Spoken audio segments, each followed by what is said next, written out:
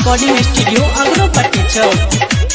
लाले लाले कहवा लुकाइल बारू लइकन के डर से, मिली जुली खेला रंगा अपना देवर से, मिली जुली खेला रंगा अपना देवर से।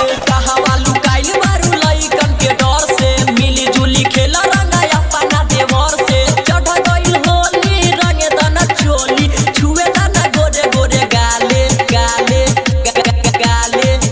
डालब रंग लाले लाले,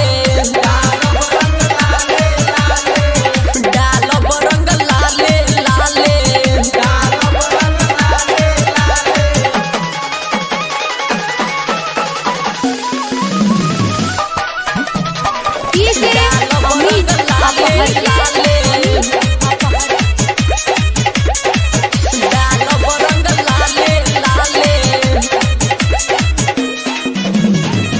बाजे सोनू के गाना बुझ न तू बेगाना, देवरन के हक बाटे कर जनी ऐसे माना।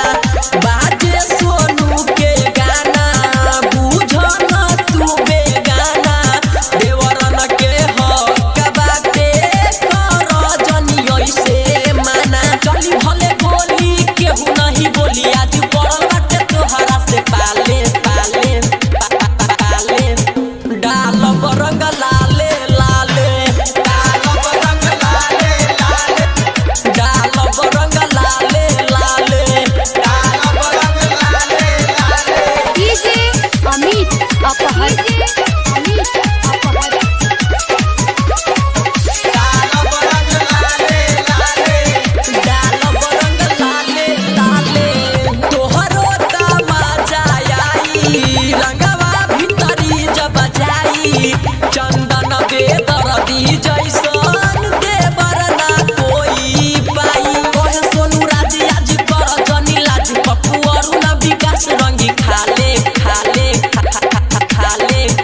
डालब रंग लाले लाले, डालब रंग लाले लाले, डालब रंग लाले लाले, डालब रंग लाले लाले। Mix by MR recording studio Agropatti Chowk.